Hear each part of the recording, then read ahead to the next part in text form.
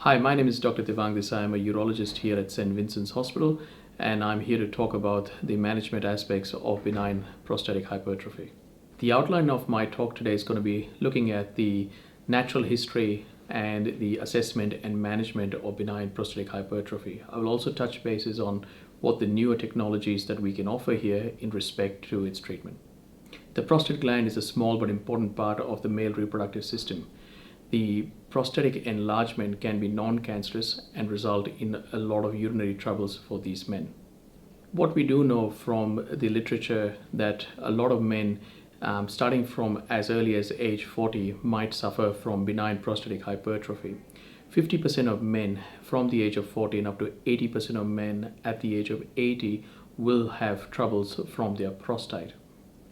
Prostatic hypertrophy essentially is a quality of life issue, and a lot of men are suffering quietly in the background where we have more to offer and more can be done so that we can alleviate some of these symptoms. The prostate essentially is made up of two parts. One is a non-cancerous part and one is a cancerous part. The non-cancerous part by far is the most common presentation that men come with and have symptoms from it. Prostate enlargement can be multifactorial. It is genetic, it is age-related, and it is due to the diet we have, which includes a high quantity of fatty foods. When the prostate enlarges, it blocks off the stream of urine, which subsequently causes a back pressure changes in the bladder and subsequently upstream up to the kidney, eventually resulting in renal impairment and renal failure. The question is, does all BPH require treatment? The answer is no. Not all of them will require pharmacological or surgical intervention. A lot can be managed with the lifestyle changes. So who do we think will actually require further treatment as far as pharmacology or intervention is concerned? Prostates which are larger than 30 cc in size, those who've got a higher PSA value, men greater than 65 years of age, a poor flow rate and a high residual volume are all predictors for requiring further intervention. The one single most aspect for the patient is the degree of bother. If you're bothered with your urinary symptoms, you're more likely to require treatment from it. The degree of bother for the patients is the best predictor for the outcome of surgery. Now, how do we assess benign prostatic hypertrophy? We have an international scoring system called the International Prostate Scoring System or the American Urology Association scoring system, which outlines both obstructive and voiding factors which we can assess on a score from 0 to 35 and address the issue of mild, moderate or severe symptoms from prostatic enlargement. Added to this would be a quality of life score and also an erection score, which will tee up into the pharmacological and surgical managements, and we can predict how these will affect a patient's symptoms. A basic examination would be involving an examination of the prostate and the external genitalia. Along with that, at our disposal, we've got a uroflow meter and a bladder scan, which we can assess the flow rates of patients to predict the outcomes. Lab-based tests such as urine microscopy and culture and a radiological investigation such as an ultrasound evaluates the size and shape of the prostate, for which we can offer more targeted therapies. Other investigations in patients who've got more than the stock standard symptoms may include a cystoscopy and urodynamics. Like I discussed earlier, the management of benign prostatic hypertrophy does not always require pharmacological or surgical intervention. Lifestyle changes are more than sufficient to manage the mild to non-bothersome lower urinary tract symptoms, such as reduction of coffee intake, tea intake, alcohol intake, and fluid management in itself. The moderate to severe symptoms may require further management such as pharmacological and surgical intervention. There's a lot of non-prescription based pharmacological treatment which has been widely used and accepted by patients. Nonetheless, none of these have had any scientific basis to predict the outcomes.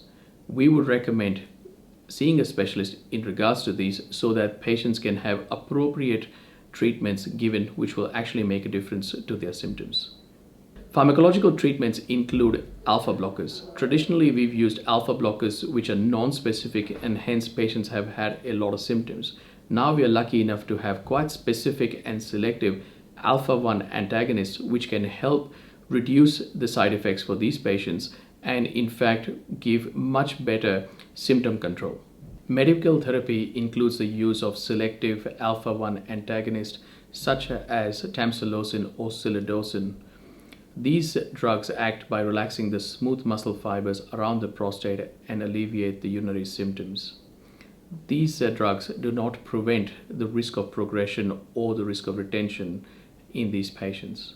The common side effects of these drugs can be postural hypotension and retrograde ejaculation, which have to be addressed and have to be explained to the patient so that there are no other drug interactions such as beta blockers which they might be on. There are other drugs which can be used such as dutasteride. This is a combination drug and improves urinary symptoms by not only relaxing the smooth muscle fibers around the prostate but by also reducing the sheer size of the prostate in due time. These drugs, additional to the ones previously described, also have the side effects of erectile dysfunction, and that might be permanent. In my practice, I use them in patients who are not concerned or willing to give up their erections in treatment for their urinary symptoms. To make note that dutasteride also reduces the level of PSA and halves itself by about 6 months' time. This is in regards to patients whose PSA needs to be monitored if they have a potential coexistent risk of prostate cancer. Those failing medical therapy or progressing on medical therapy or not being able to accept the side effects from medical therapy would then be offered surgical therapy. We now have a wide range of surgical therapies to choose from, right from the minimally invasive therapy to the maximally invasive therapy, depending upon the size, the shape of the prostate, and the patient's symptoms. Minimally invasive therapy that we can offer are both urolift and resume therapy, which is the water vapor therapy. Both of these are able to be provided through St. Vincent's Hospital. The idea about using minimally invasive therapy is to preserve the sexual function for patients and also at the same time improve their urinary symptoms. The urolift is a mechanical device which pretty much is applied to the two lateral lobes of the prostate and pulls the prostate across like opening the curtains and allows patients to pass urine through the urethra. One of the other minimally invasive treatments which we have recently introduced in St. Vincent's Hospital is the resume or the water vapor therapy. In this, heated up steam is instilled into the prostate, which over a period of the next couple of months reduces the size of prostate and alleviates a patient's symptoms. With both this minimally invasive treatment, the idea is to get rid of the excessive prostatic tissue and to improve patients' urinary flow without adversely affecting their sexual function. Patients who may not be suitable or whose prostates may not be suitable for this minimally invasive treatment are still able to avail the traditional treatment, which includes a TURP surgery or a green light laser surgery. A green light laser surgery has the advantage of being able to treat patients who are on complex anticoagulation. Finally, those patients whose prostates are very, very large and unable to have any sort of endoscopic treatment can avail open surgery or robotic surgery to remove their excessive prostatic tissue. BPH is an evolving space and more therapies are being investigated as we speak, and we will hopefully see more and more of these in clinical practice in the near future.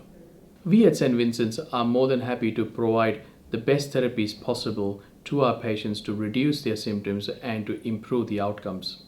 I would like to take this opportunity to thank each and every one of you for listening to my talk, and I'm more than happy to be contacted.